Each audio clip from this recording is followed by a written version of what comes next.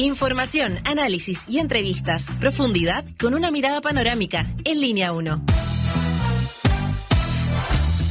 Muy buenos días. Aquí comienza Línea 1 en Radio USACH 94.5 y canal 50.2 de la televisión digital abierta. También por diario usach.cl, TV USACH 50.1, Zapping 173, Mundo 522 y las redes sociales. Daniela Figueroa, somos Línea 1. Línea 1. ¿Cómo estás, Alejandro Guillén Álvarez? Muy buenos días. A pesar de que el Colo quedó fuera de todo torneo internacional, bien.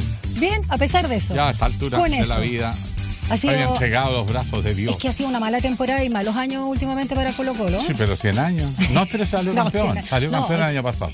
Pero este año, el año No, este centenario. año ha sido muy malo, pero muy malo. Ha sido atroz. Realmente. Bueno, y la U tampoco. Hasta ahí, está ahí. Los equipos grandes del fútbol chileno están entre Tongoy y los Vilos. Ha sido un año difícil, sin duda. Y también las temperaturas, vaya que estaban pesaditas para hacer primavera. Luego vamos a hablar también de Del verano que viene. Del verano que viene, exacto. Y en este jueves 4 de diciembre tenemos a esta hora ya 16 grados, esperando 29, dice la dirección meteorológica. Algunos dicen 30. Lo que sí, claramente mucho calor para hacer primavera con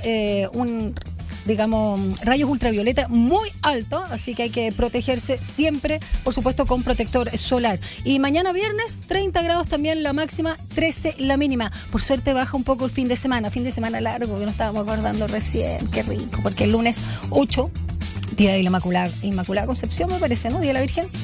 Feriado. Mira, yo en esos temas trascendentes. Tú solo te quedas con el feriado. Poco sé. No, mi señora me recuerda y me lleva. ¿El mes de María y todo eso? No, pero por ejemplo en Navidad una pasadita bolivia. Sí. Ya. Bonito. La misa al gallo. La misa al gallo. No, antes, temprano. Ya. Incluso después nos vamos a cenar. Bonito. Generalmente estamos más solitos a la cena, algún hijo llega, algún nieto, siempre nieta. Llega. Pero el 25 celebramos nosotros. Bonito, sí, mucha familia. Bueno, pero te decía que el sábado ya baja un poco la temperatura y que se mantiene hasta el domingo. Tanto sábado como domingo, 26 la máxima. Ese es el pronóstico, vamos a ver si cambia. Y el lunes 8 vuelve a subir, día feriado, como señalábamos, a los 30 grados.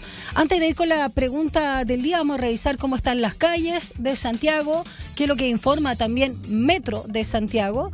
Está funcionando bien, toda la red disponible. Hasta el minuto no se reporta nada. Y en las calles señalan restricción de pistas en Avenida Matucana, al norte, altura de Erasmo Escala, no tan lejos de donde estamos nosotros acá en Estación Central, debido a una colisión de vehículos, entre ellos un motorista. Hay una persona lesionada en el lugar. Así que facilitar el trabajo es lo que señalan de equipos de emergencia. Esto es la comuna de Santiago, que está muy cerca acá de Estación Central. Y semáforos apagados en Carlos Antunes con Hernando de Aguirre, la comuna de Providencia, y también en las calles Manutara con San José de la Estrella en la comuna de La Florida. Y lo último, está cerrado el enlace de Vespucio Norte al norponiente para ingresar a la ruta 6868 hacia la costa debido a volcamiento de camión. El flujo está siendo desviado hacia el retorno en enlace serrano en la comuna de Pudahuel. Dicho eso, vamos con la pregunta del día, Guille. ¿Te parece? Bueno, el debate Archi. Obvio. Estamos con las elecciones a puerta, este es el penúltimo debate. Con alargue incluso estuvo. Claro, sí. 2 horas 40 al final. Uy, una maratón. Sí. Bueno, Janet Jara buscó acorralar a José Antonio Kast. El republicano insistió, por su parte, en la crítica al gobierno y a no entrar en materias delicadas, no mostrar las cartas, digamos. No responder. Entonces, ¿qué opina usted? ¿Qué le pareció a usted? ¿Qué le significó este debate? Para ponernos trascendentes. Eso, muy trascendente y originales. La primera opción, ninguno definió mi voto. La segunda, los dos son buenos estrategas, le dan ahí, mueven, pero comunicacionalmente hablando, claro. Y la tercera es, estoy cansada de los ataques, que es algo que llamó mucho la atención, ¿ah? Y creo que es una buena señal en el sentido de que no nos gusta la violencia, que no nos parece republicano, pero también, en mi opinión, creo que es importante dejar claro, no dejar pasar, cosa que no hicieron los periodistas ayer. O sea, insistieron mucho a propósito del depende cuando te exigían sí o no como respuesta, y José Antonio Kast decía depende, y o no responder y irse por el córner, digamos. Entonces creo que los periodistas ahí hicieron un buen punto, pero lo vimos ayer en Archie, no tanto en otras entrevistas o debates o foros, y creo que es importante que la ciudadanía sepa por quién está votando y qué respuestas o cómo te niega la respuesta, entonces tú no sabes cómo va a gobernar. Bueno, dicho eso, ¿te parece? Una observación. Una observación. Lo puedes responder, por supuesto, en Instagram, @RadioUsach, @TVUsach. La institucionalidad en Chile todavía resiste. Sí. Pero el tono que hay en el país, basta meterse en las redes sociales con rarísimas excepciones. Habla de un país enfermo. No, las redes sociales. El nivel de descalificaciones, insultos y además criticando al otro ignorante con H. O sea, con una falta de ortografía, criticando y mostrándose como superiores, digo, pero lo hacen como ironía. No, yo no creo. Tiene la cara de su habría que ver el contexto, cada caso. Bueno, lo mejor es el diálogo, efectivamente, razonable. Y responder con argumentos, buenos, claro. Y no estar con esa frasecita que ya me tienen lleno. ¿Vamos con las principales noticias? Vamos. 7:36. Titulares en línea 1. El Servicio Nacional de Prevención y Respuesta ante Desastres, SENAPRED, declaró alerta roja en Valparaíso por un incendio forestal que ya afecta al sector de la población La Isla, en el Cerro San Roque. Las llamas, que se encuentran a unos 200 metros de las viviendas, amenazan a cerca de 20 casas y ya han obligado a evacuar por lo menos 15 personas. En el lugar trabajan bomberos de Valparaíso y Viña del Mar, además de brigadistas terrestres. La autoridad, por su parte, llamó a evacuar Camino Real y activó el sistema de mensajería SAE. El reciente debate presidencial de la Asociación de Radiodifusores de Chile, Archi, estuvo marcado por tensiones e interrupciones entre Janet Jara y José Antonio Kast. La cita, realizada en el campus oriente de la Universidad Católica, reunió a ambos candidatos junto a sus equipos políticos, y podríamos agregar con sus barras también. Y durante el intercambio, Jara buscó presionar a su contendor con críticas directas, interpelando a que respondiera, mientras que Kast apuntó a asociarla con la baja evaluación del actual gobierno. Hay un bolero que dice depende. Sí, no, y la canción de... ¿Cómo se llama ese cantante que canta Depende? Se me olvidó. Bueno, pero después lo analizamos. Jarabe de Palo, sí, esa. Jarabe de Palo. Esa es más actual. ¿Jarabe de qué? Ya, la candidata... Otra cosa de palo. Ya, ok, vamos.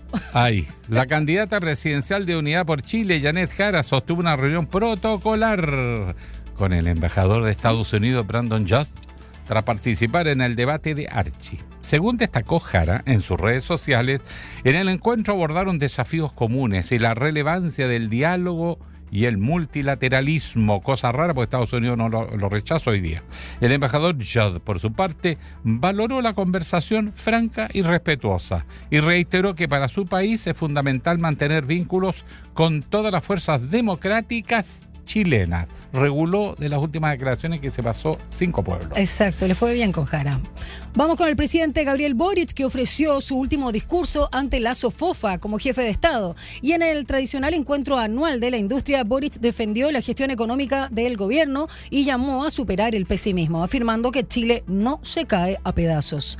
Desde el gremio, la presidenta de la SOFOFA, Rosario Navarro, advirtió que existe un prolongado estancamiento económico y llamó a recuperar la amistad cívica para impulsar reformas que reduzcan la burocracia y modernicen el Estado. El ministro de Educación, Nicolás Cataldo, valoró la aprobación de la ley que prohíbe y regula el uso de celulares en los colegios, medida que deberá comenzar a aplicarse desde el inicio del año escolar 2026. La autoridad destacó que la norma responde a un diagnóstico amplio sobre los efectos negativos del uso excesivo de pantallas en la salud mental y el comportamiento de niñas, niños y adolescentes. Y agreguemos, adultos. Sí. Los establecimientos tendrán hasta junio del 2026 para actualizar sus reglamentos internos, aunque la prohibición entrará en vigencia desde la promulgación de la ley. Y en el ámbito internacional, el presidente francés Emmanuel Macron sostuvo una reunión con su par chino Xi Jinping en Beijing, en una visita de Estado centrada en impulsar un alto al fuego en Ucrania y fortalecer las relaciones comerciales. En su cuarto viaje a China, Macron llegó acompañado de una amplia delegación empresarial. Y la agenda comercial se suma al objetivo político del mandatario francés de persuadir a China para que ejerza mayor influencia en favor de un cese al fuego en la guerra entre Rusia y Ucrania, que se acerca a su cuarto año. El presidente de Venezuela, Nicolás Maduro, confirmó que sostuvo una conversación telefónica cordial con su par estadounidense Donald Trump en medio del aumento de las tensiones por los recientes ataques del Pentágono contra narcolanchas, según informan. Eso en el Mar Caribe, casi en el límite entre Venezuela y Colombia. Y también en el Pacífico, y que han dejado a la fecha más de 80 muertos, según Maduro. La llamada fue respetuosa y podría abrir la puerta a un diálogo diplomático. Sin embargo, de acuerdo con Reuters, Trump rechazó la mayoría de las condiciones ofrecidas por Maduro para negociar su salida con garantías y le dio plazo de una semana para abandonar el país. Ultimátum que expira este viernes. 7:41. Un diálogo a fondo. Entrevistas en Línea 1. Las acciones militares emprendidas por Estados Unidos en el Mar Caribe generan preocupación en Venezuela y Colombia. Y el presidente estadounidense Donald Trump anunció este martes que su país comenzará pronto a atacar objetivos dentro de Venezuela, lo que representa una escalada en la ofensiva de su administración contra presuntos narcotraficantes. De este tema, ¿con quién vamos a conversar? Con el analista internacional y académico de IDEA de la USACH, Fernando Estensoro, director además del doctorado en estudios americanos de la USACH. Así es. Fernando, muy buenos días. ¿Cómo estás? Hola, ¿cómo están? Buenos días. Buenos Un días. gusto. Menos mal que no vivimos en el Caribe, profesor. Porque Sí. yo estaría preocupado, porque con Trump no se sabe si esto es bluff, negociador, si algo conversó. ¿Qué se sabe de verdad de esa conversación? Porque uno dicen que le fijó fecha, renuncia ante tal día y que sería mañana. Otros dicen que se habló de condiciones, pero ya se está hablando de que, bueno, el presidente Maduro estaría disponible a hacerse a un lado con alguna negociación. Sí, pero la verdad es que todas esas versiones vienen de un solo lado, vienen de lo que señala Estados Unidos o las fuentes que se filtran a prensa norteamericana. Uh-huh. Entonces, lo que sabemos es que conversaron, al parecer, o hay esperanza de que hubiera algún tipo de solución diplomática y pacífica a esta tensión, pero así, si usted me dice a ciencia cierta, ¿qué más se sabe? Yo creo que estamos todos con una gran incertidumbre de realmente qué fue lo que ocurrió en esa conversación. Ya sabemos qué ocurrió porque Maduro la confirmó. Claro, y dijo que fue de manera cordial. Pero los términos de lo que se conversó no lo sabemos.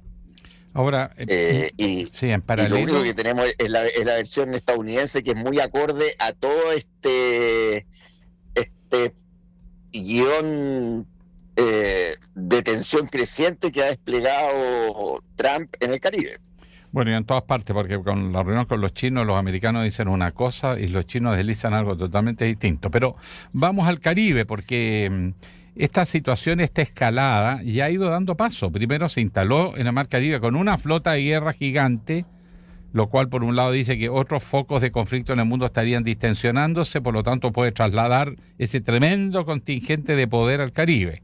Pero el estar en el Caribe da varias señales, es demasiado cañones para matar una mosca. Entonces la pregunta es que viene ahora, bloquearon los cielos de Venezuela y dicen que ahora pasaría, Trump lo ha dicho, a acciones terrestres. ¿Qué es lo que se nos está viniendo encima? Claro, mira, como tú bien señalas, hay varias versiones con respecto a lo que está ocurriendo.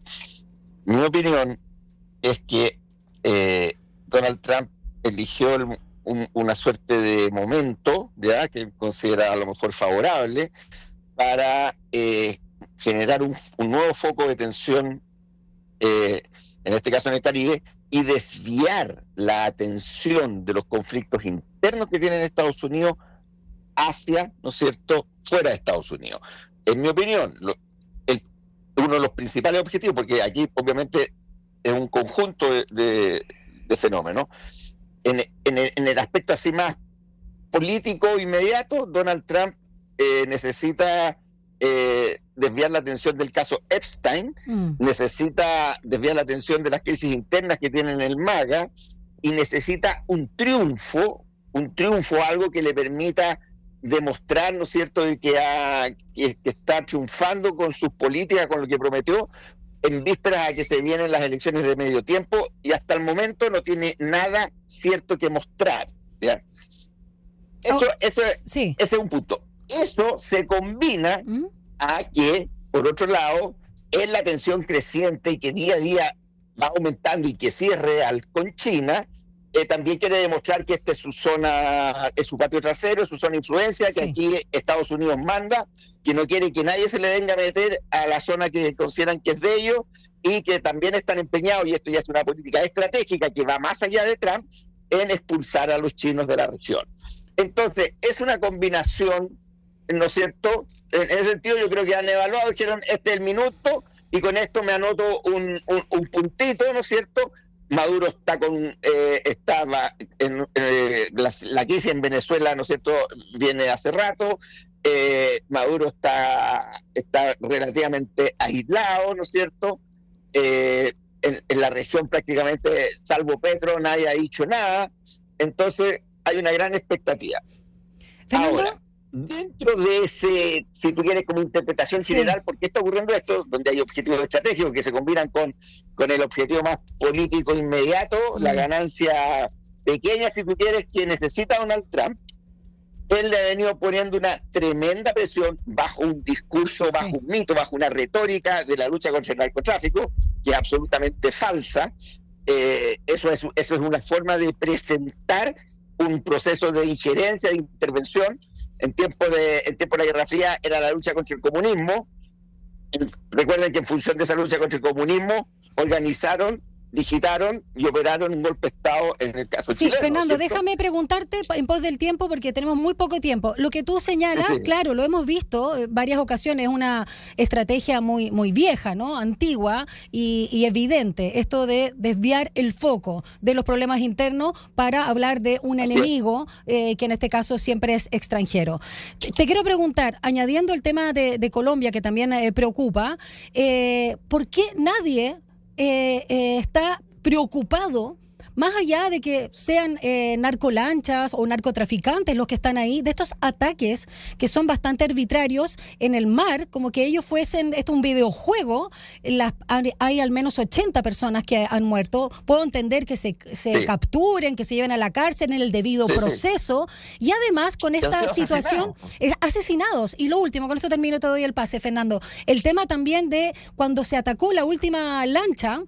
Y así también lo dijo el ministro de Trump, es que parece que, sí, no nos dimos cuenta que habían sobrevivientes para el segundo ataque. Y eso está obviamente penado por las leyes, digamos, de guerra en este contexto. Además que esto no es una guerra, por mucho que Trump y su gobierno se presenten como una guerra contra el narcotráfico. Entonces, ¿qué está pasando? ¿Se puede matar arbitrariamente porque un presidente de un país decide hacerlo?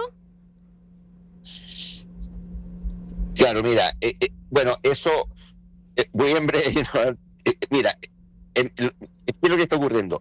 Ese orden multilateral, esa reglamentación internacional que se construyó sobre todo después de la Segunda Guerra Mundial, con las Naciones Unidas, con todo un sistema que aquí debería estar operando, fue creado por los propios Estados Unidos, eso se llama el orden liberal internacional que creó Estados Unidos después de la Segunda Guerra Mundial. El problema es que Donald Trump, ¿no es cierto?, está borrando, ¿no es cierto?, con este tipo de actos, lo que ellos mismos crearon como Estados Unidos. ¿Por qué? Porque lo que hemos conversado antes, Estados Unidos como potencia hegemónica que lideró al mundo desde el año 45 en adelante, está en franca declinación de ese poder hegemónico. Entonces ya no le sirve, ya no tiene capacidad de convencer, lo único que le está quedando es la fuerza militar. Y en este caso, para nuestra región, que es gravísimo lo que está ocurriendo, él también está mandándole un mensaje, ¿no es cierto? Está mandando un mensaje a las otras potencias que están desafiando a la hegemonía de Estados Unidos de que aquí él hace lo que se le da la gana. O sea, que aquí el que manda es Estados Unidos y lo demás lo que hay son títeres. Es un mensaje, ¿me entiendes? Por eso esta operación que está haciendo tiene varias lecturas, o sea, es una operación que conjuga varios aspectos, ¿no es cierto? Esto que se pasee, que haga lo que quiera en el Caribe, que no es primera vez que invadió Panamá, antes habían invadido Grenada, etcétera. También eso es lo estratégico, eso lo vienen discutiendo las Fuerzas Armadas de Estados Unidos, era la política de Biden, viene desde Obama en adelante de esto que hay que reforzar la presencia militar de Estados Unidos en la región frente al avance de lo que ellos llaman las potencias revisionistas o las potencias orientales, como podrían ser China, o euroasiáticas como Rusia. Eso es una política estratégica de Estados Unidos, y Donald Trump ya está la está empezando a hacer efectiva y nos está mostrando una forma de actuar, una forma de hacer que es peligrosísima, ¿ya? En este caso es Venezuela, pero pasado mañana, si esto le va bien y le resulta, puede ser cualquier país, incluso nosotros con el problema del Bueno, sumó a Colombia, sin ir más lejos, como tú también recordabas. Claro, eso, entonces la razón de fondo estructural desde mi mirada es una nueva manifestación, una nueva evidencia de que ese poder que tuvo Estados Unidos, que dibujó el mundo de los últimos 60 años, ya no lo tiene. Ya no tiene la capacidad económica para competir con China, por ejemplo, en la región. No puede suplantar las inversiones que hace China. Ya no tiene el liderazgo y la creencia, ¿no es cierto?, de que el mundo seguía los valores norteamericanos cuando los mismos Estados Unidos los está violando. Entonces, lo que tiene es la capacidad militar de fuerza y mira cómo está interviniendo directamente en las elecciones, diciendo que si no se apoya a un candidato, él vamos a castigar ese país. O sea, eso, si bien es una señal brutal de fuerza, si tú la miras de otra perspectiva, también es una señal de debilidad. Pero es muy peligroso, porque nunca ha habido una transición de un poder hegemónico a otro poder hegemónico sin una guerra importante. Sí, ¿ya? Eso que entonces, has dicho se explica la Primera Guerra Mundial. Está cayendo, mundial, nunca se va tranquilo. No existe esas transiciones de la hegemonía de un imperio a otro sin que haya violencia. Sí. En este caso, más que reemplazar, es un mundo más con varios centros de poder, pero Estados Unidos quiere la exclusividad. Sí. Ahora, sácame una curiosidad, profesor. Profesor Estensoro. El embajador de Estados Unidos entró con el pie arriba, pegando fuerte al gobierno indirectamente y más directamente incluso, pero tuvo una reunión con la candidata Janet Jara. ¿Cómo se explica eso medio contradictorio? ¿Por qué contradictorio? Estados Unidos, ahí habría que ver cuáles son las operaciones políticas más concretas, o sea, conversaciones, la verdad. No le podría, realmente no te podría contestar cuál fue el objetivo que conversaron. Anda a saber tú cuál es el guión que hoy día están bajándole a nuestros países. Sí, por eso que sería interesante que Janet Jara, por ley de transparencia, dijera, mira, nos reunimos y hablamos de esto, porque no eso de encuentro franco, respetuoso, puede ser, oye, mira, si tú ganas te vamos a sabotear, pero si tú no ganas te vamos a respetar y te vamos a tomar en cuenta. Pero en ese rol, puede ser desde eso a algo peor. Puede ser, o peor, ¿me entiendes? Claro, ahí habría que preguntarle a la señora Janet Jara qué fue lo que conversaron. Ahora, yo creo que eso lamentablemente nunca se sabe. Sí, un auditor acá internamente pregunta si Trump está mirando a Chile para intervenir también y hasta dónde, así como sucede actualmente en Argentina con Milei y que eventualmente podría suceder con un gobierno de José Antonio Kast. De hecho ya está interviniendo. Estamos totalmente en la mira y al igual que Argentina, porque tenemos recursos que son demasiado estratégicos y además junto con Argentina somos la principal entrada a la Antártica. Te recuerdo que ya llamaron a terreno al gobierno cuando no permitieron que se construyera a principios de año un observatorio chino que era de la Universidad de Atacama, y que armaron todo un cuento, incluso con analistas supuestos chilenos, de que eso no era una cosa científica, sino que tenía uso dual, uso militar. Armaron una tremenda presión. Apretaron tuerca y finalmente el gobierno suspendió el proyecto. Y eso fue con un laboratorio, con una cuestión con un centro de observación astronómica. También están bloqueando inversiones portuarias, y bueno, sí, esto se viene fuerte ahora. La fibra óptica también de Hong Kong a Chile también está objetada. Eso fue antes. Claro, eso fue antes, pero lo que bajaron concretamente, porque esto era en el proyecto de Ventarrones, era un observatorio astronómico que era fantástico, porque además que la Universidad de Atacama estaba feliz, ¿ya? Pero bueno, ahora dicen que todo ese tipo de inversiones pueden ser duales, o sea, pueden usar con fines pacíficos como con fines militares. Bueno, bajo esa interpretación, no sé, pues hasta cualquier cosa puede ser de uso dual si lo que tú quieres es generar conflicto. Pero sí, está muy fuerte y tienen publicaciones, están revisando todas las inversiones chinas y van a empezar a apretar cada vez más fuerte. Fernando, escuchaba la otra vez que hay una suerte de encuesta o sondeo al interior de Estados Unidos, que estamos hablando de un 70% de la población que no aprueba esta estrategia de Donald Trump en lo que él ha llamado despectivamente su patio trasero, ¿no? Con estos ataques en el Mar Caribe. No ha habido todavía ni una presión así como real hacia, digamos, esta intervención o estos ataques, y cuánto también podría desestabilizar a algunos gobernadores o algunos políticos o algunos demócratas, porque se ha visto ahí bastante silencioso. Yo sé que tienen otros problemas, digamos, para criticarle o demandarle a Donald Trump. Pero ¿qué puede hacer? No solo Estados Unidos, sino la comunidad internacional, insisto con eso. Sí, mira, al interior de Estados Unidos no todavía a nivel de movilización, pero sí, ya.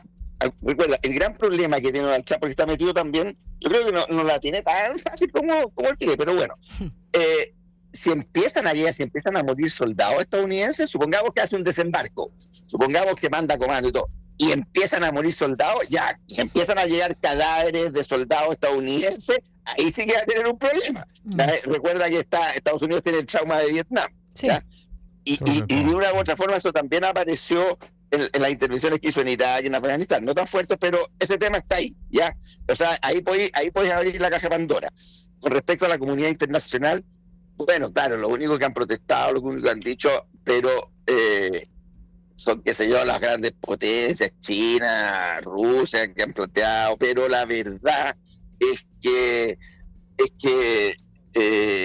la comunidad internacional, ese mundo internacional, esas Naciones Unidas, está extremadamente debilitada. Todo lo que estamos viviendo en los últimos años, los últimos 4 o 5 años, estamos volviendo a un sistema de fuerza. El derecho internacional prácticamente está totalmente sobrepasado, ¿no es cierto? ¿Por qué? Porque son los grandes poderes, ¿ya?, los que están reordenando el orden internacional. O sea, ese orden internacional que nosotros, como te dices, conocimos, la comunidad internacional, está en un proceso de reorganización. Y claro, como bien decía Alejandro, todo indica que estamos pasando de un orden unipolar, comandado por Estados Unidos, hacia un orden multipolar. Pero el resultado, la institucionalidad de este nuevo orden no está clara, porque todavía no termina de configurarse, sino que estamos en el proceso de tensión, en el proceso de desarrollo. Y por eso son los procesos más complejos en la historia internacional y en la política mundial, porque se está desarmando un orden, se está desordenando un orden, ya que lo que estamos viendo. Y por otro lado, se tiene que recrear y se tiene que regenerar un nuevo orden. Bueno, el caos antes del orden. Eso que se llama interregno hegemónico, exacto, es cuando quedan los grandes problemas. Sí, pues nadie tiene la hegemonía hoy en día exclusiva. ¿Cuánto iremos a demorar en eso? Sí. ¿Cuánto tiempo? Profesor Fernando Estensoro, como siempre, estamos muy agradecidos de su análisis y compartir con nosotros. Es muy grato, además, conversar. Gracias, Fernando. Un abrazo. Muchas gracias a ustedes. Ya, que estén muy bien. Ahí estamos con el académico del IDEA USACH y director también del doctorado en estudios americanos USACH, analista internacional Fernando Estensoro. 8 en punto, mira qué ordenaditos nosotros. ¿Vamos a una pausa? Británico. Miren. Una breve pausa y ya regresa Línea 1.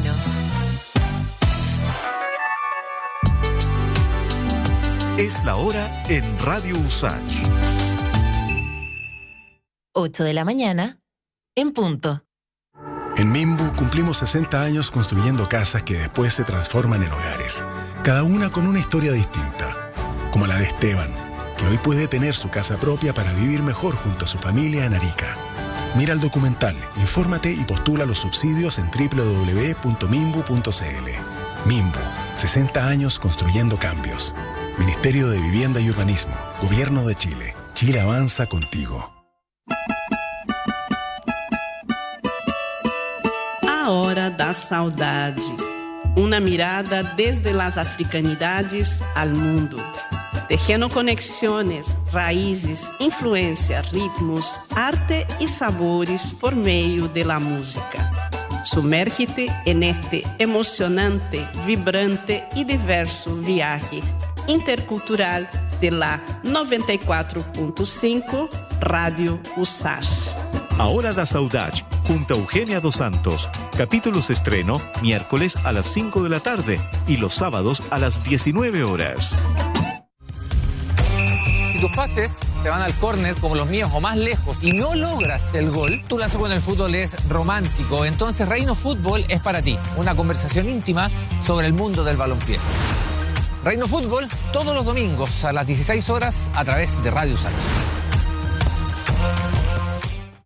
¿Qué lugar tiene la ciencia en los grandes debates de hoy? Hola, aquí les saludan Macarena Rojas Ábalos y Fernando Ortiz. Y queremos invitarles cada viernes a la 1 de la tarde a La Sociedad de la Ciencia, un programa que invita al diálogo y a la reflexión en torno al quehacer de la academia y cómo esta conversa con los distintos actores de nuestra sociedad.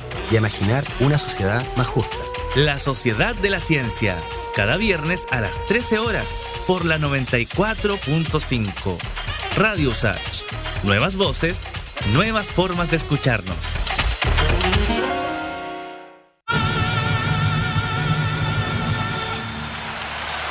Oye, la embarró. Este loco nació con un talento innato. O sea, eso es un mito. Hay gente que quizás como este loco tiene una predisposición para ciertas cosas, pero en realidad el arte se basa en el estudio, en la práctica, y no sé, horas y horas de ensayo, de formación, de aprender teoría, de equivocar. A él le gusta All You Need Is Love. Las influencias culturales. De lunes a viernes, 11 de la mañana, por Radio USACH y TV USACH. Estuvo bueno, eso sí, pero no es magia, pues. Al final la música es el resultado de la interacción social. Estamos de regreso en Línea 1. Titulares en Línea 1. El Servicio Nacional de Prevención y Respuesta ante Desastres, SENAPRED, declaró alerta roja en Valparaíso por un incendio forestal que afecta al sector población La Isla, esto en el Cerro San Roque. Las llamas, que se encuentran a unos 200 metros de las viviendas, amenazan cerca de 20 casas y ya obligaron a evacuar a unas 15 personas.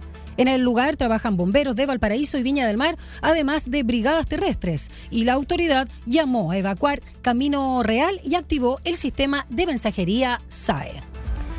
El reciente debate presidencial de la Asociación de Radiodifusores de Chile, ARCHI, estuvo marcada por tensiones e interrupciones entre Janet Jara y José Antonio Kast.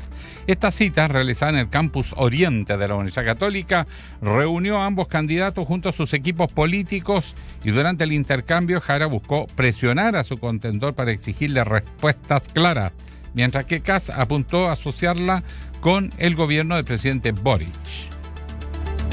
El presidente Gabriel Boric ofreció su último discurso ante la SOFOFA como jefe de Estado. En el tradicional encuentro anual de la industria, Boric defendió la gestión económica de su gobierno y llamó a superar el pesimismo, afirmando que Chile no se cae a pedazos.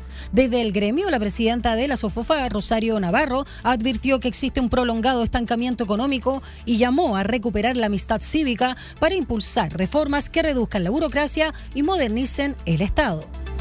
El ministro de Educación, Nicolás Cataldo, valoró la aprobación de la ley que prohíbe y regula el uso de celulares en los colegios, medida que deberá comenzar a aplicarse desde el inicio del año escolar 2026.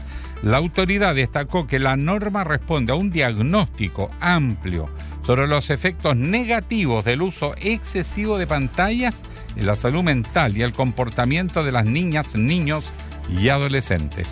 Los establecimientos tendrán hasta junio del 2026 para actualizar sus reglamentos internos, pero la prohibición entra en vigencia del momento de la promulgación de la ley.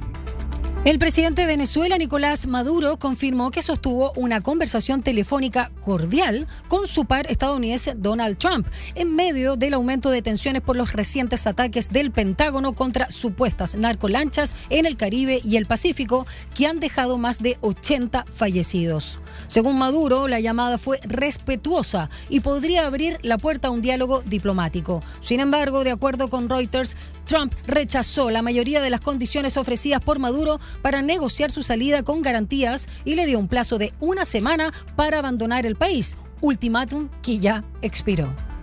El presidente de Rusia, Vladimir Putin, afirmó este jueves que la reunión mantenida en Moscú con el enviado especial de Estados Unidos, Steve Witkoff, fue muy útil y necesaria. Sin embargo, reiteró que la región ucraniana del Donbass será liberada. En una entrevista concedida al medio de India Today, el mandatario ruso sostuvo que hemos dado a las tropas ucranianas la oportunidad de retirarse del Donbass, pero Kiev prefiere seguir luchando. 8:06. Un diálogo a fondo. Entrevistas en Línea 1. Y vamos a revisar ahora, Alejandro Guillé, lo que fue el penúltimo más bien, debate presidencial organizado en este caso por Archie, que como decíamos también en nuestra pregunta del día estuvo marcado nuevamente por las críticas del abanderado republicano José Antonio Kast al gobierno Gabriel Boric, así como por los dardos de Janet Jara hacia Jorge Quirós, integrante del equipo económico del candidato que estaba también ahí en el Campus Oriente. Y la abanderada del oficialismo, la Democracia Cristiana, lo acusó de haber participado en el diseño de esquemas de corrupción en la industria del pollo, la farmacia, mientras que Kast le entregó todo su respaldo. De esto y más vamos a hablar con Cristian Leporati, académico de la Escuela de Publicidad de la UDP y experto en marketing político. Muy buenos días, Cristian. ¿Cómo estás? Hola, Daniela. Hola, Alejandro. ¿Cómo están? Buenos días. Muy bien. Estamos muy bien.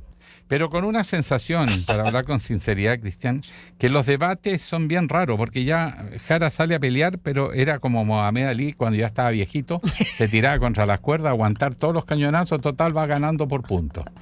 ¿Te fijas? Entonces, sí. ¿Para qué entrar a arriesgarse a un sorpresivo knockout, por ejemplo? Entonces, un diálogo raro. Uno interpela y el otro quizás parece bolero. No, el depende. ¿De qué depende? Depende. De según donde se mire, todo depende. Bueno, en fin. Ya, ¿Cómo lo viste, Cristian? Para no ponernos a cantar aquí y hacer el ridículo. Bueno, depende, me imagino. Ahora, en verdad, bueno, no habíamos tenido debates. Yo creo que eran debates performáticos, porque con 8 candidatos era muy difícil debatir.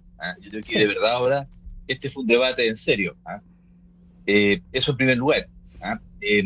Y creo que, a mí me dejó no sé si a ustedes les ha pasado, pero a mí me quedó una preocupación bastante grande, porque en el fondo, al ver la performance de José Antonio Kast, el uso del depende en exceso, muchas veces la superficialidad de la respuesta, otras veces no responder, en una persona que tiene claramente la mayor posibilidad, de acuerdo a la primera vuelta, de ser el próximo presidente de Chile, quedé preocupado porque en el fondo la capacidad de gobernar y liderazgo que hay que tener para ser presidente es difícil, es difícil, sobre todo en un país complejo como es Chile en los últimos años.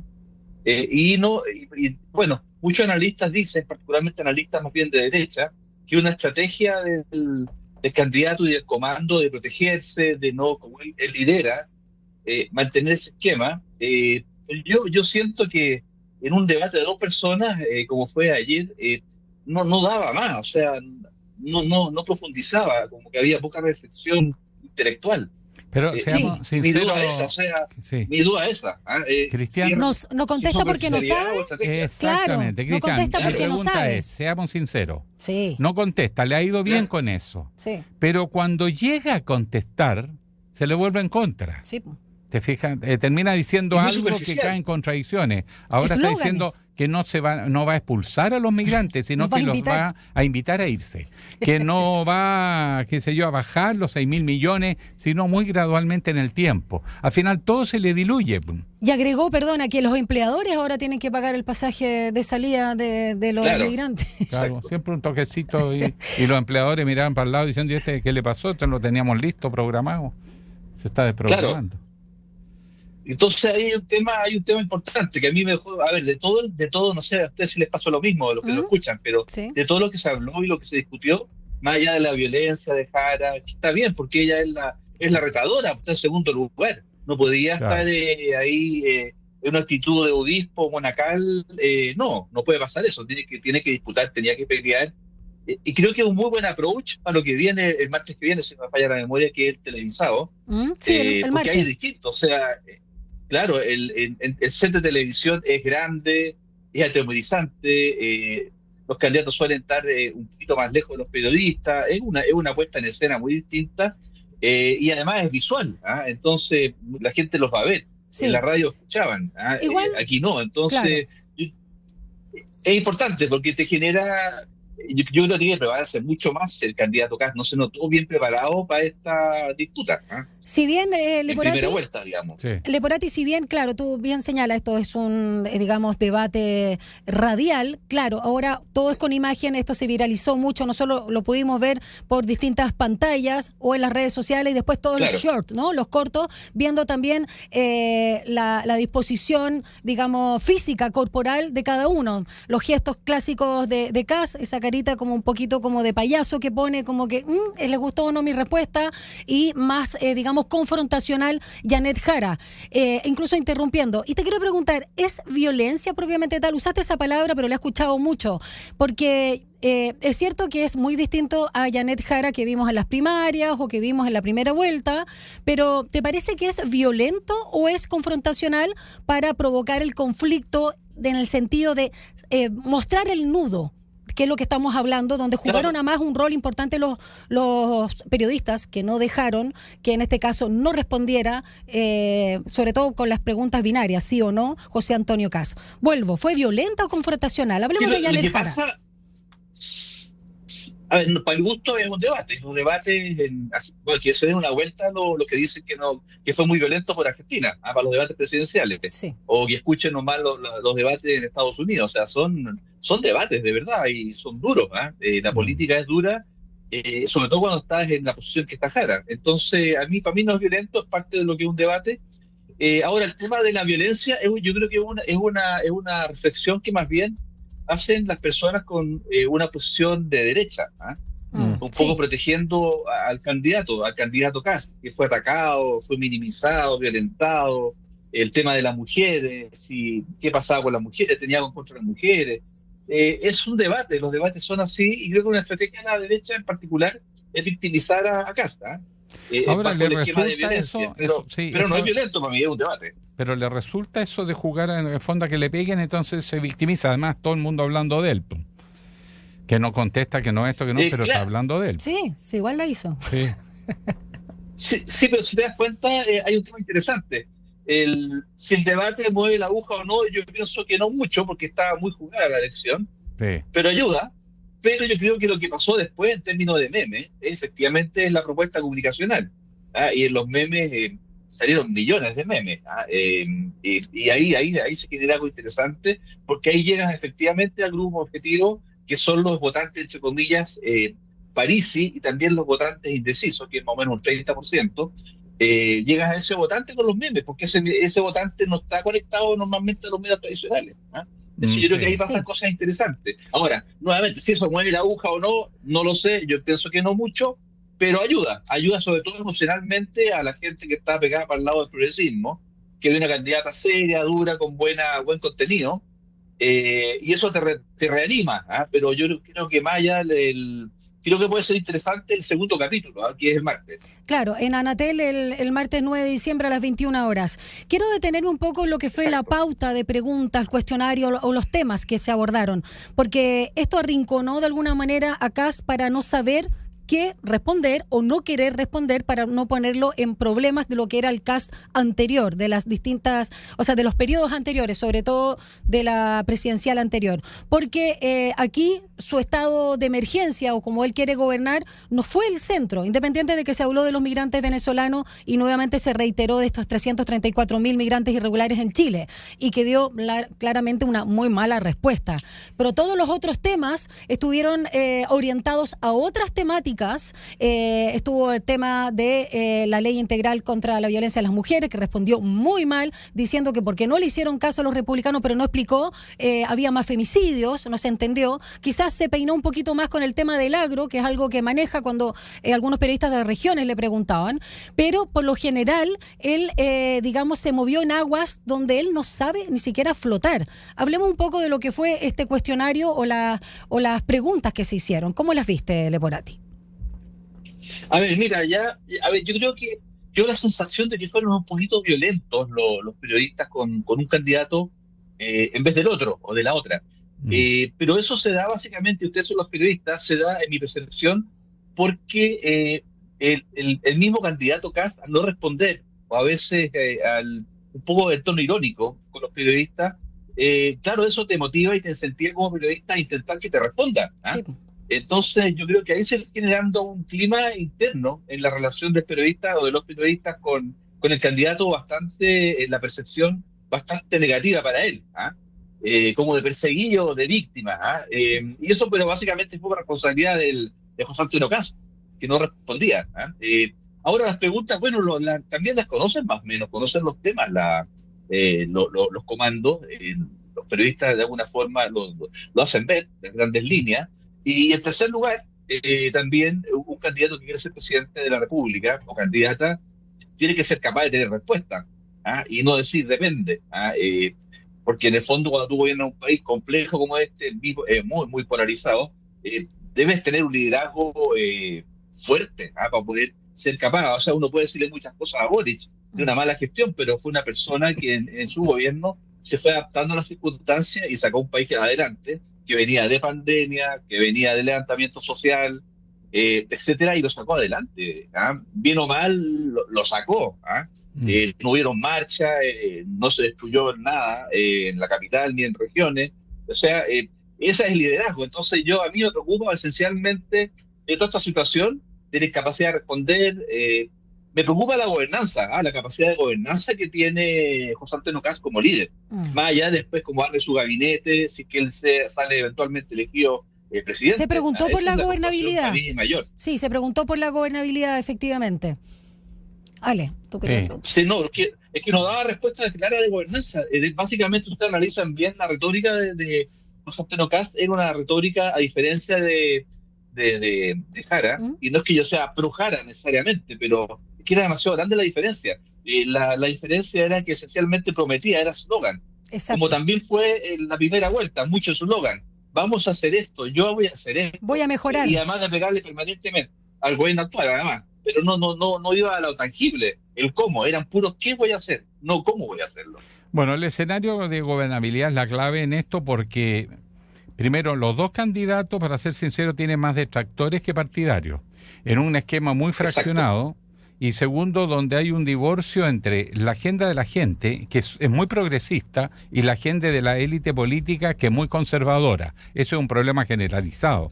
Y en el caso de Kast, ha podido enfrentar esta campaña monotemáticamente hablando de seguridad, migración, donde ahora incluso se empieza a bajar. O sea, tampoco está tan claro qué es lo que va a hacer en migración, porque ahora dice que no los va a expulsar, que los va a invitar a irse, que es otra cosa muy distinta. Bueno, en ese escenario, si gana y tiene que empezar a dar resultados en aquello que define esta campaña, el eje seguridad, migración y crecimiento, menos, porque el país tampoco está económicamente mal, las empresas están obteniendo utilidades, se podrá crecer más o menos, es el seguridad, crimen organizado, qué sé yo, y fundamentalmente el tema migratorio, que la gente lo asocia además equivocadamente a mi juicio. Pero se basa solo en eso, y eso parece ser tan fuerte que le permite resistir los embates por carencia de respuesta en los otros temas. Pero cuando esté gobernando, y como no le va a ir muy bien con el crimen organizado, claramente en forma a lo menos rápida, está en expansión en toda parte del mundo, aquí no va a ser una excepción, ¿cómo enfrenta el resto de su gobierno? Exacto, sí. Eso es un tema importante, ustedes como comunicador lo entienden. O sea, Kast lleva 13 postulaciones como candidato presidencial con el mismo discurso político, que es el tema de seguridad. Por lo tanto, es una sobrepromesa que está posicionada en la mente de los electores que están votando por él por lo menos hace más de 10 años. Entonces, en el fondo, van a estar los militares que están los carabineros que están, está la PDI que está el Parlamento, que también es un Parlamento que no es favorable, es un Parlamento dividido. Entonces, en definitiva, la sobrepromesa yo creo que le va a pasar, como se la pasó la cuenta también al gobierno de Boric, se la va a pasar, y creo que quizás mucho más violentamente, por lo que yo percibo, por la incapacidad que tiene de liderazgo José Antonio Kast. Claro, no tiene negociar. carisma para él. Es muy inflexible. Sí. No es carismático. Y él se muestra como líder. De hecho, Jara le tiró algo que dicen de su propio sector y están algunas publicaciones biográficas o que hablan de la figura de Kast, esto de lo mesiánico, ¿no? Bueno, pero quiero para terminar, Cristian Leporati, preguntarte sobre lo que se viene. Ya señalábamos, martes 9 de diciembre a las 21 horas, Anatel, en este debate ya donde la imagen también es muy importante. A tu juicio, ¿deberían seguir ambos candidatos en la misma tecla o debería regular de alguna manera también Janet Jara su tono o seguir a la misma y José Antonio Kast también quizás ser un poco más, no sé si la palabra es agresivo, pero no sé, buscar alguna solidez dentro de los atributos que todo ser humano tiene? ¿Qué deberían seguir los candidatos si tú fueras asesor de ambos? Por separado, por cierto. No, yo trataría de que si yo fuera asesor de José Antonio Kast, trataría de que diera... A ver, para mi gusto deberían esas 2 horas que durará ese programa, 2 horas 30, demostrar que es líder. Y para demostrar que eres líder, tener la capacidad de verticalizar en la respuesta, demostrar capacidad de reflexión, y también salirse un poco de, en teoría, yo dudo de que sea un plan, pero ya a esta altura, salirse un poco de ese encuadre que les fijó su comando y tener un poco de instinto político y ser capaz de responder lo que está pensando en el momento. Creo que está muy empaquetado. Yo no sé si él es empaquetado de personalidad, de temperamento, o lo tienen empaquetado como una estrategia. Yo te lo estoy dudando a esta altura, después ya de 10 años viéndolo. Y creo que en el caso de Jara, esencialmente debe repetir lo mismo.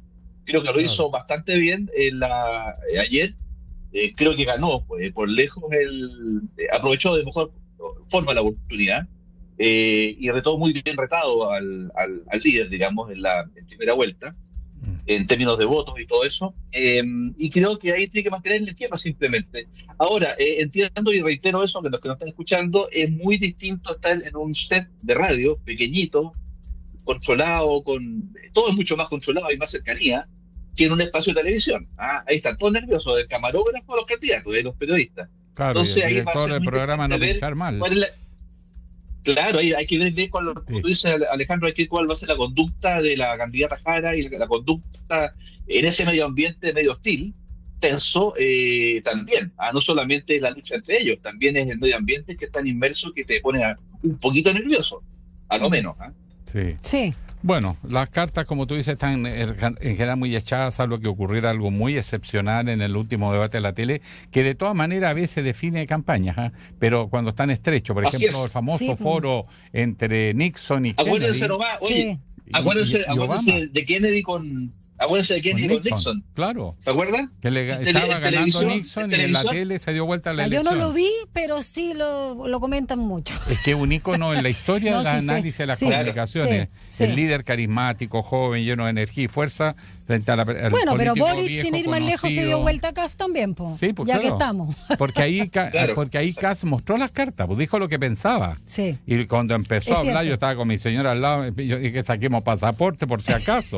Porque empezó, dijo, se acaba la plata por los centros de pensamiento, se mete preso. Acuérdese que habló hasta de las cárceles de la DINA. Sí, qué locura. Ese es lo que piensa. Entonces, en esa campaña, claro lo barrió Boric, cuando la gente ahora vio el contenido. Pero ahora, Alejandro, sí. Igual, Alejandro, yo en parte discrepo de eso. Yo creo que lo que mató en esa segunda vuelta a José Antonio Kass fue la entrevista que le hizo en Canal 13 Don Francisco. Yo que ahí, pues, cuando él sí, yo que eso lo terminó de matar porque ahí mostró que él era una persona en términos familiares, de grupo familiar, muy distinta al chileno promedio. Es cierto. Sí. Hay un meme muy bueno con eso. Ya, ahí la virginidad como método anticonceptivo hoy día no es precisamente... Bueno, claro. No, pero la familia cantando, hay hartos memes de eso. Cristian Leporati, académico de la Escuela de Publicidad UDP y experto en marketing político. Muchísimas gracias, como siempre, por hacer este análisis post-debate con nosotros acá en Línea 1 por Radio Usach. Un abrazo, que tengan buena semana. Igualmente. Sí, estamos bien, porque además ya va quedando poquito. Queda poquito. Ay, se nos acaba el año. Calorcito. Vamos con verano, tus palabras sabias tumbado. en el tiempo que nos queda. 8:25. Un análisis profundo y con contexto. Llegamos a Estación Editorial. Eso de palabras sabias suena hasta irónico. No. Pero me gusta. Refuerzo positivo. Mira, estaba recogiendo la información sobre la reunión del embajador de Estados Unidos, Brandon Judd, con Janet Jara. Porque este señor entró, eso es poco diplomático, pero me recordó los tiempos cuando vino Harry Burns durante la dictadura de Pinochet, hacia el final del régimen Pinochet, cuando Pinochet quería hacer trampa y seguir 30 años más. Acuérdense que en su programa original era una elección con posibilidad de 2 reelecciones. Sí. O sea, tenía para el año, para pasar el siglo XXI de largo. Lo pasó como senador. Sí, claro. Sí. Bordeó. Pero no como dictador. Sí, bordeó, para que lo echaron. Bueno, el asunto está en que todos dijimos acá, se pasó 2 pueblos. Porque no entra un embajador. Chile no es una dictadura, mal que le pese a alguno que gustaría decir que es. No es un gobierno normal, no se crece mucho, está un poquito plano, todo lo que tú quieras, se ha avanzado en materias sociales y le está dejando la economía ordenadita al que viene. O sea, esto no es un país en una situación dramática. Esto de que se cae a pedazos. Claro, eso es un invento. Es un buen eslogan de campaña. Creo que fue Camila Flores la que lo instaló. Claro, se tiran frases y se instalan, Sí, ojo, pero en fin. Pero el embajador entra demasiado impulsivo y aparentemente explicable solo por declaraciones de los Twitter del presidente de la República, que en vez de plantear claramente una política de defensa de la soberanía de Chile en el escenario actual, como que tira frasecitas que se presta para que le peguen. Hay que tener cuidado con eso, la política diplomática es compleja. Pero además, que se reúna después de las 2 declaraciones que se mandó, porque después reiteró que con un gobierno de derecha en el fondo se entendía mejor. Lo insinuó claramente. Dice, con otro tipo de gobierno afín, bueno, no es una persona progresista, en todo caso Trump, estaba claro el mensaje. Pero hay algo que estuvimos conversando hace algunos días atrás. Detrás de esto hay historia y eso puede que explique la relación con Jara. Primero, porque en Chile, como no hay una situación catastrófica, gane el que gane, es muy probable, por el alto rechazo que tiene, que sea un gobierno complejo. Sí. Y segundo lugar, por lo tanto, que no solo el gobierno, la oposición van a ser gravitantes en la gobernabilidad del país.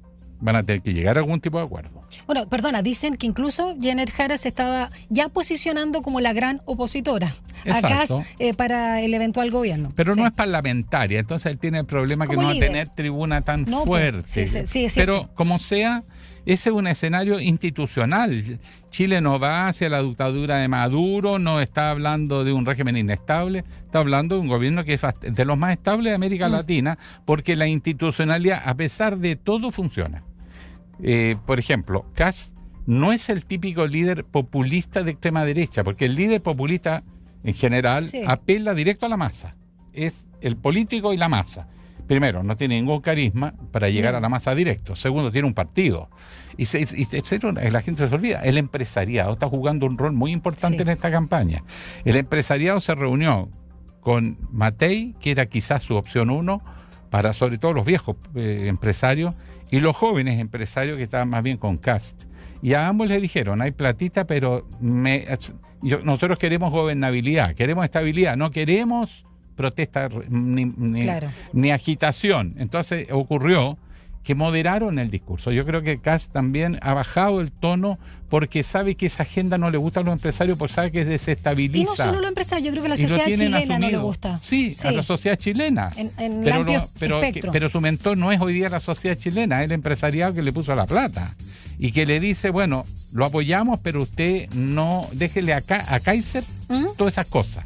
Y usted concéntrese en seguridad y en crecimiento. Eso es el llamado del gran empresariado.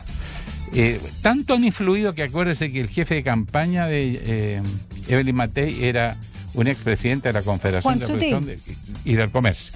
Entonces el embajador de Estados Unidos tiene que haberse dado cuenta que se estaba pasando 4 pueblos, porque además hay una reminiscencia histórica.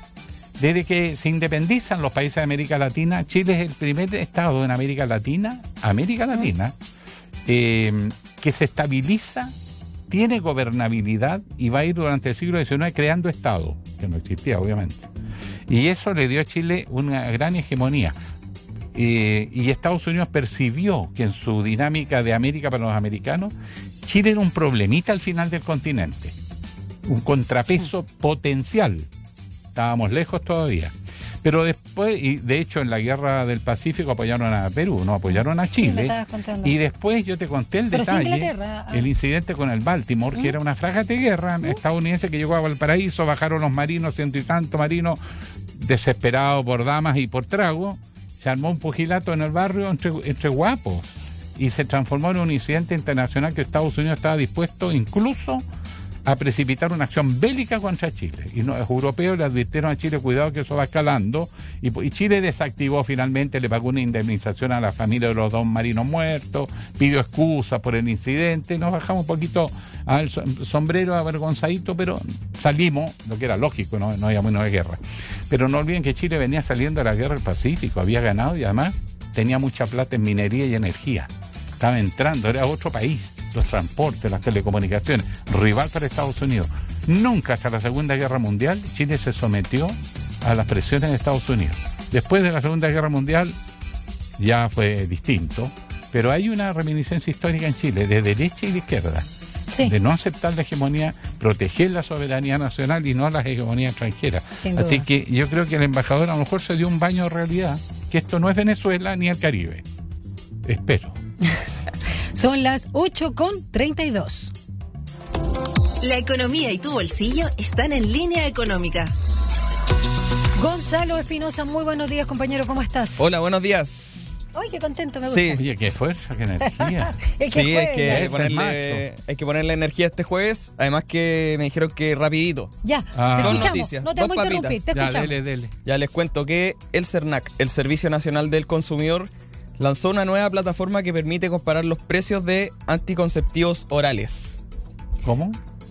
Ah, la pastillita. La pastillita, sí, la pastillita. O sea, claro, lo que se... Sí, claro. Bueno, ¿cómo funciona esto? Hay que entrar a la página del CERNAC y buscar el buscador de precios, valga la redundancia, buscador de precios de anticonceptivos orales. Y esta plataforma incluye 1.698 precios que fueron recopilados en 30 sitios web de farmacias de cadena e independientes que fueron recogidos entre el 28 de agosto y el 17 de septiembre de 2025. Así que si anda cotizando, busque ahí en el buscador del CERNAC. Ya sale a cotizar.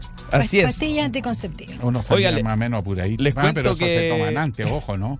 Se toman permanentemente. Se toman permanentemente. Y hay un periodo de reposo que está ahí todo dispuesto en el display. Claro, yo estoy esperando que inventen los pa' hombres. Sí, pero obvio, pues, sí, un puro castigo nosotros. ¿Sí o no? Puro castigo. Bueno, les cuento que hay un proyecto. Un tiempo en hacer efecto. Claro, se demora. Hay que ser metódico porque si no funciona. Hay que ser ordenado. Hay un proyecto, les cuento, que avanzó en la Comisión de Hacienda de la Cámara, fue aprobado y se despachó a sala. que propone la rebaja de contribuciones para adultos mayores. Esto fue una acción que tomó el Ejecutivo luego de la controversia que ha generado el tema de las contribuciones en los últimos meses. ¿Qué propone este proyecto? Que se establece una fórmula para que las personas no paguen más del 5% de sus ingresos en contribuciones. Recordemos que no todos los adultos mayores del país pagan contribuciones, y de hecho solo 396.000 personas pagan contribuciones y hay 189.000 personas que están acogidas a un régimen especial. Ah, ya.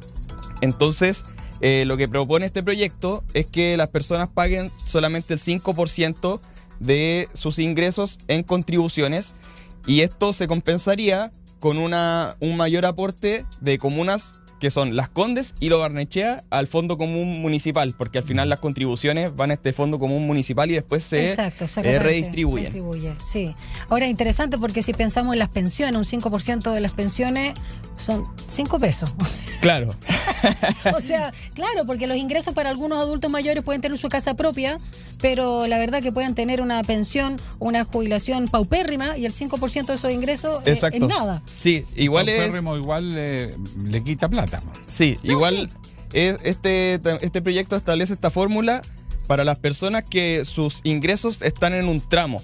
Y ese es un tramo que es de 11 millones anuales. O sea, serían personas que tienen una pensión... 800 lucas. Claro, 800 mil pesos de pensión. Y ahí el 5% de los 800 mil pesos. Son súper caras las contribuciones en este país, realmente. Pero esto generó también críticas por parte de los alcaldes de Las Condes y Lo Barnechea, que no quieren que este aporte les suba el aporte que tienen que dar al Fondo Común Municipal. Perdona, quedó fuera de eso. Son solamente estas dos comunas, sí. Y esto también generó reacciones por parte de diputados de la derecha, como el diputado de Renovación Nacional, Diego Chalper, quien dijo que va a llevar esto al Tribunal Constitucional. Ya, le gusta. Sí, así que esa noticia, vamos a ver qué opina la sala, cómo vota la sala de la Cámara de Diputados el proyecto. Les cuento otras cosas, porque el viceministro de Energía y Economía, Álvaro García, quien asumió después de la salida de Pardo, que zafó de la acusación constitucional, está tomando varias acciones en torno al problema de las cuentas de la luz y acusó una deficiente entrega de datos de transmisoras en procesos para la fijación de las tarifas eléctricas. O sea, dijo que estas empresas no están entregando información fidedigna que permita entender bien los procedimientos a través de los cuales ellos determinan los precios. Y citó a este viernes a una reunión extraordinaria para exigir esta información adicional que permita valorar correctamente los activos de estas empresas. Pero no solamente eso, sino que hizo un llamado urgente a las empresas para que reporten de inmediato los datos que faltan o que están mal respaldados, y también va a evaluar cursos de acción legales y regulatorios frente al incumplimiento de estas empresas de la entrega de información. O sea, también los podría sancionar. Está bueno eso. Va a mandatar también auditorías pertinentes para revisar la calidad de los datos y, como les decía, también las sanciones. Así que la superintendencia no tiene capacidad de castigar. Tendría que ser a los tribunales de justicia, que no tienen capacidad de nada. No, menos ahora. ¿Tú crees que van a poner alguna? Jamás se ha dado. Así que, bueno, se nota ahí que el ministro está tomando acción por este tema que ha causado mucha polémica en la última semana. El viernes, entonces, es la reunión. El viernes es la reunión que va a tener con las empresas, y también en paralelo a esto está exigiendo que le envíen desde ya la información. El que busca encuentra. Vamos a ver, qué aparece. Ya. Gracias, Oiga, Gonzalo. Vamos a ir con un tema que es, Gonzalo, vamos a ir con un tema estupendo, muy importante. Sí, o sea, no lo voy a adelantar, pero es importante. Usted es joven, pero no sabe lo que le espera en la vida. Vamos a una pausa cuando son las 8:38. Vamos a la menopausa. Chao. Vamos a la pausa. Una breve pausa y ya regresa Línea 1. Todos los días a las 12 en punto te invitamos a hacer un recorrido por los sonidos más profundos de nuestro país. El alma nacional. La trova, el canto de raíz, folclore y fusión que unen generaciones. Y cada viernes con música en vivo en las sesiones de El Alma. El Alma Nacional. Justo al mediodía, un encuentro diario con la música chilena por la 94.5 FM Radio Usach y en el 50.2 de la televisión digital abierta.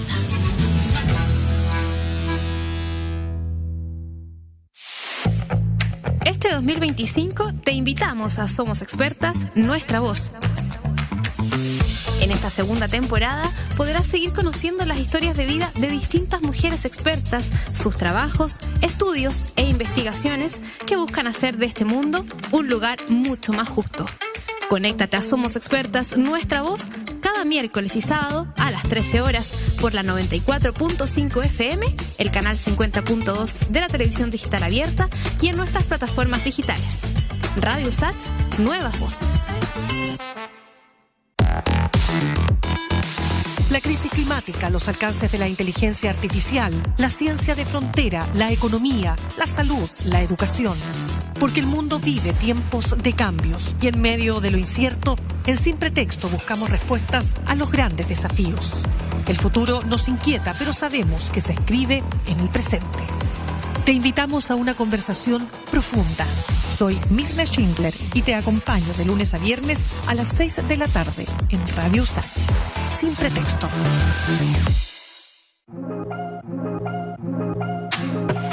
Sé parte de nuestra franja cultural en Artes y Oficios los lunes y viernes a las 17 horas. Teatro, danza, música, cine, artes visuales, literatura, tradición y vanguardia. En Artes y Oficios conocemos más del trabajo que existe detrás de cada creación realizada por las y los protagonistas del mundo artístico, cultural y patrimonial y de su impacto en nuestra sociedad. La invitación es a discutir la cultura con todas sus aristas. Juntémonos en la 94.5 los lunes y viernes a las 17 horas. Radio Usach, Nuevas Voces. Estamos de regreso en Línea 1. Un diálogo a fondo. Entrevistas en Línea 1. Está a punto, salta un poquitito y sale este proyecto de ley que crea un Sistema Nacional de Apoyo y Cuidados.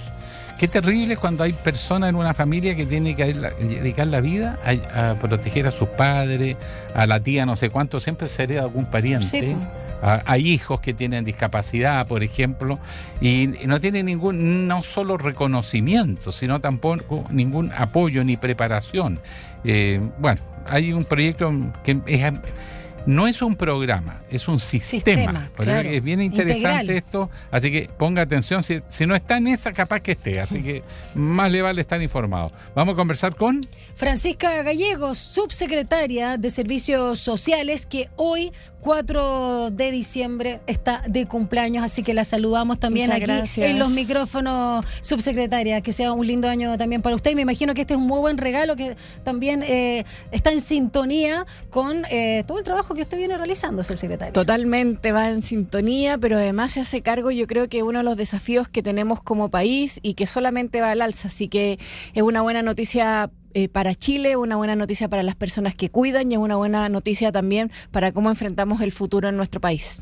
Bueno, de hecho, las tasas de envejecimiento de la población son alarmantes y aquí algunos todavía no se dan cuenta que si no fuera por los migrantes no habría mano de obra en el campo, en los servicios, etcétera. Están llenando, no se está notando tanto por eso, pero vamos a lo nuestro, nos estamos poniendo viejitos.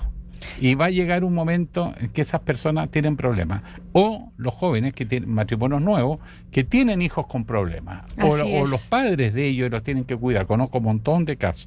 Y quedan bien desamparados. ¿Cómo los ayuda? Porque se habla de un sistema y no de un programa. ¿Qué quiere decir esa diferente palabra? Sí, mira, siempre partamos por la fotografía para ver la magnitud de lo que estamos abordando, ¿no? Nosotros lo que hemos constatado ya, porque lo primero que hicimos cuando llegamos al gobierno fue construir un registro que permita que las personas cuidadoras se identifiquen, ¿no? Con esta credencial que yo siempre ando trayendo, la que es la puerta de entrada a Chile Cuida. Hoy, al cabo ya de 4 años, tenemos cerca de 240.000 personas ya inscritas, pero sabemos que en Chile habría más de 1 millón de personas que estarían realizando tareas de cuidado 24/7. Madres que cuidan a sus hijos, nueras, vecinas, y digo en femenino porque principalmente son mujeres. Permítanme darle 3 datos que para mí son categóricos de la envergadura, pero también de la profundidad del problema, muy en la línea de lo que tú comentabas, ¿no?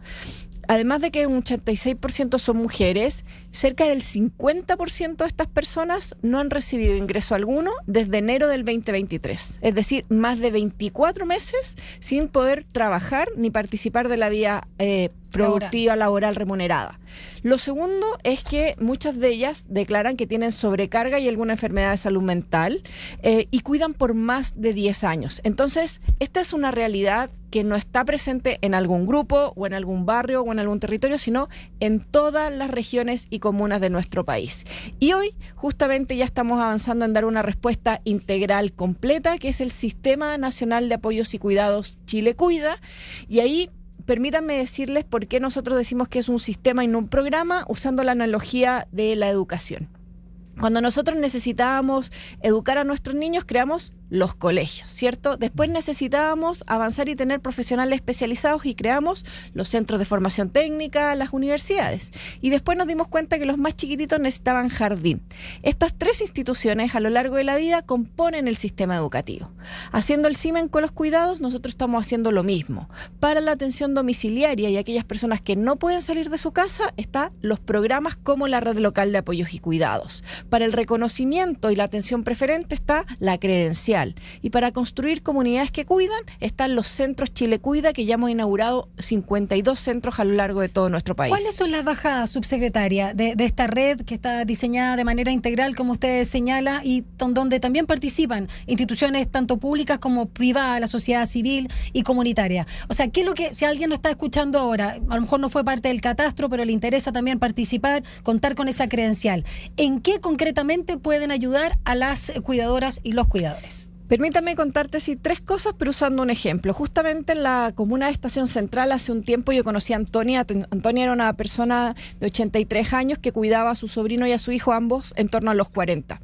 Su hijo tenía una enfermedad de nacimiento, su sobrino tuvo un accidente cerebrovascular y a ella le dio un tumor cerebral y tenía una lesión en su carita. Y ella nos contaba que para poder ir a comprar le tenía que pedir al vecino que le cuidara a su hijo y su sobrino y le cobraba unas moneditas. ¿Qué es lo que hace Chile Cuida con Antonia? Llegamos a la casa de Antonia, le preguntamos qué es lo que necesita ella, la atendemos, a ella la atiende el psicólogo y la atiende también toda la red de salud. Al sobrino y al hijo de Antonia la atiende el terapeuta ocupacional y el kinesiólogo, pero además un asistente de cuidado. ¿Y qué hace el asistente de cuidado? Le dice: Antonia, yo cuido a tu hijo y a tu sobrino por 4 horas a la semana y tú haz lo que quieras. ¿Qué hace Antonia con ese tiempo? Puede ir a comprar sin que el vecino le cobre, puede descansar, pero también puede ir a sus controles médicos o juntarse con sus amigas. Es decir, Chile Cuida resuelve de manera concreta y muy integral las necesidades de quienes requieren cuidado, que pueden ser personas mayores, personas con alguna enfermedad, pero también de las personas cuidadoras, atendiendo lo que ellas necesitan, pero devolviéndoles tiempo. Y eso es algo que no existía de manera integral en nuestro país y del cual no se hablaba, y hoy felizmente ya estamos trabajando para que sea una política de Estado una vez aprobada esta ley. Hay que tener credencial, entiendo. Lo primero, la puerta de entrada de Chile Cuida es esta credencial. Con esta credencial las personas obtienen 3 cosas. Lo primero es atención preferente. La pueden presentar en el Banco del Estado, en la Farmacia Cruz Verde o en instituciones públicas. Lo segundo son los descuentos de la red de empresas Chile Cuida. Nosotros hablamos de corresponsabilidad social y cuando nos referimos a eso nos referimos a que todos los actores tienen que ser parte de las tareas de cuidado. Los privados también se han ido poniendo con esto. Joy Lipigas entrega descuentos, Farmacias Cruz Verde, algunas empresas inclusive regionales de ayudas técnicas y de habilitación de la vivienda. Y lo más importante es que quienes tienen esta credencial van a poder ir a acceder a nuestros programas. Ya les comentaba la atención que recibe Antonia, pero también hay otros que están vinculados al Ministerio de Salud, Ministerio de Vivienda y los centros Chile Cuida que estamos instalando a lo largo de todo el país. Para que quede claro, subsecretaria Gallego, a ver, cuando Chile Cuida finalmente a los cuidadores y a las cuidadoras principalmente, por un tema estadístico y también lamentablemente cultural, el Estado presta estos servicios para que no se sobrecargue, para que no esté abandonada, sola, sobrecargada, enferma también, ¿no? La cuidadora que puede cuidar a su vez a otro enfermo. No es un trabajo remunerado. Por ejemplo, yo pienso, alguna persona quizá diga, es que yo no me quiero despegar de la persona a la que estoy cuidando, porque es mi hijo, porque es el amor de mi vida, mira, por lo que fuera, da lo mismo. A mí me hace sentido esto, pero sí, estoy agotada y la verdad es que no tengo comida porque no puedo ir a trabajar. Está también esa posibilidad, ya que hemos hablado tanto del trabajo doméstico, culturalmente muy arraigado lamentablemente de las mujeres no remunerado. ¿Qué pasa también aquí con las personas que a lo mejor no es solamente un asistente que les saque la carga, sino que también necesita también plata? Alivio económico? Exacto. No, totalmente, y es una de las solicitudes. Mira, hay 3 cosas que nos han pedido las personas cuidadoras. Lo primero es tiempo para ellas, tiempo para su vida. Nosotros a través de todos estos esfuerzos lo estamos entregando. Segundo, atención de salud mental y apoyo con un alivio en las tareas de cuidado, y el tercero es sin duda el alivio económico. Eso. ¿Qué es lo que nosotros buscamos? Nosotros buscamos que una vez que ya se instaure la ley, se abra la discusión sobre qué tipo de apoyos económicos debiesen tener. A lo largo de las iniciativas de nuestro gobierno estuvo considerado eventualmente avanzar en esa línea. Una vez que se discutió la reforma tributaria, se incorporó la dimensión de cuidado, ya sabemos que no prosperó.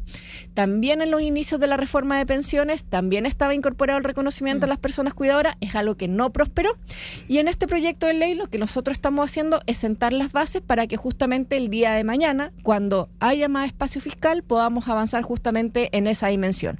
Hoy existe un pequeño estipendio que lo están recibiendo un subconjunto de personas que cuidan a personas con dependencia severa, que es muy chiquitito, son cerca de 32.000 pesos, pero sin duda ese es uno de los desafíos pendientes que van a quedar para completar esa dimensión. Y es ahí la relevancia de avanzar en este proyecto de ley, porque sienta las bases, pero sin duda deja un largo camino para seguir consolidando un sistema nacional de apoyos y cuidados. Ahora, este problema existe en todos los grupos sociales. En todas las familias de todos los barrios de Chile. Hay algunas familias que tienen más recursos y tienen ayuda y todo lo que usted quiera, pero ¿qué límites hay en materia, por ejemplo, del nivel socioeconómico de la familia que pide ayuda y se quiere inscribir en este programa? ¿Qué requisitos tiene? Esta es una muy buena pregunta, ¿no? Y recordemos, no es un programa, es un sistema. Es como el sistema de salud, como el sistema de educación.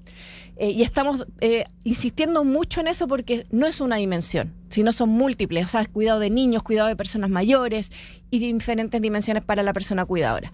Para la credencial, y aquí quiero despejar algunos mitos que nos dicen cuando recorremos Chile, no hay límites de edad. Me han llegado personas mayores y me dicen, Subse, no me han dado la credencial porque estoy muy vieja. No, no hay límite de edad. Segundo, tampoco distingue por clasificación socioeconómica, ¿no? Nos pasa muchas veces que dice, pucha, pero es que yo estoy en el 60%, no en el 40%, entonces no accedí. Tampoco hace la distinción la credencial, pueden acceder, y tampoco por el tipo de cuidados. Es muy diverso el tipo de cuidados. Personas con Alzheimer, niños autistas, personas con alguna situación más física, acá no hay distinción. Lo importante es que puedan o inscribirse en la página web del Registro Social de Hogares o dirigirse al municipio más cercano que tengan y solicitar la credencial.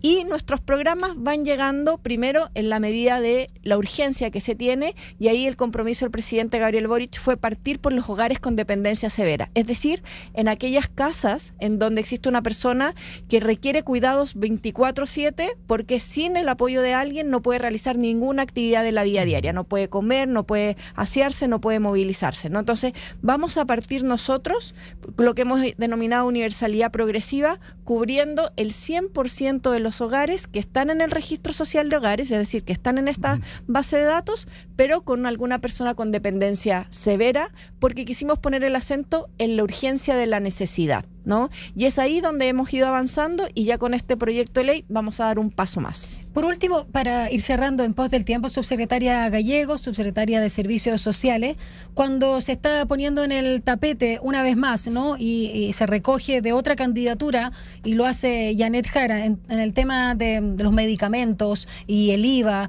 y algo que siempre hemos nosotros discutido, ¿no? Porque es muy, digamos, dominante la industria farmacéutica en nuestro país. ¿Qué pasa con ese tipo, digamos, de alicientes o subsidios de parte del Estado Estado a propósito de la credencial de Chile Cuida. Tienen precios preferentes para los tratamientos y sobre todo los medicamentos en general. A ver, felizmente dentro de la red de empresas Chile Cuida hay farmacias que se han querido sumar y que con la credencial pueden obtener descuento en las personas. También se han ido sumando iniciativas desde el Ministerio de Salud para, por ejemplo, la entrega de los medicamentos a domicilio, porque la dimensión de sociosanitaria que contempla esta dimensión social del bienestar, pero también de salud, es fundamental también para los temas de cuidado. Y tú tocaste algo clave, ¿no? Y aquí permítanme comentarles ya para cerrar, ¿no? Cómo ha ido avanzando el proyecto de ley. Nosotros discutimos esta semana en el Senado, se aprobó con una amplia mayoría. Déjenme decirles que hubo sectores que no quisieron estar a favor, que inclusive cuestionaron la paridad. La paridad. Bueno, justamente aquellos que están en contra de los avances y que quieren que retrocedamos en estas materias, ¿no?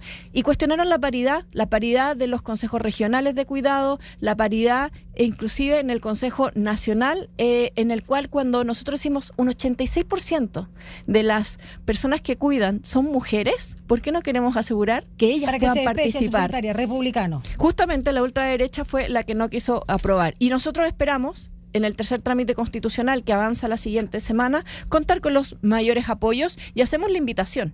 Hacemos la invitación a que la política se ponga de acuerdo, a que sigamos avanzando con amplias mayorías y por qué no soñar con un Chile que cuida, que sea aprobado de manera unánime. Bueno, subsecretaria, nos tenemos que despedir.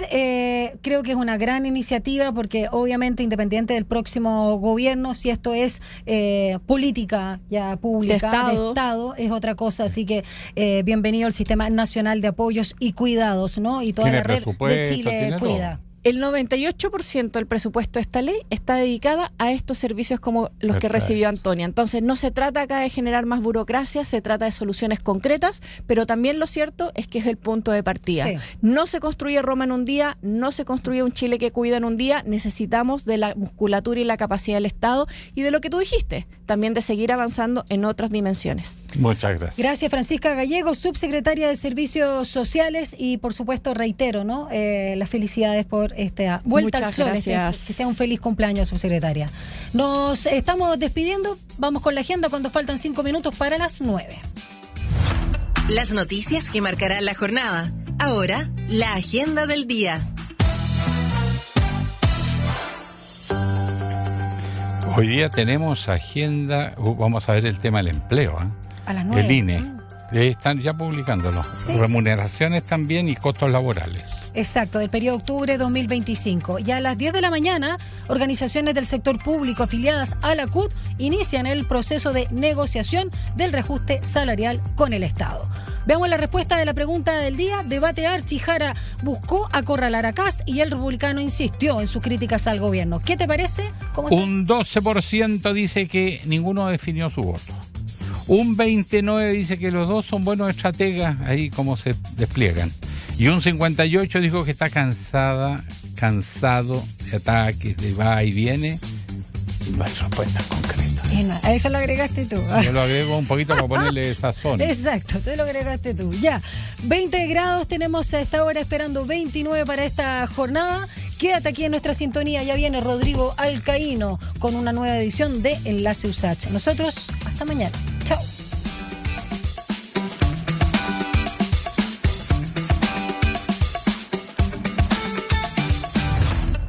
Información, análisis y entrevistas. Profundidad con una mirada panorámica. En Línea 1.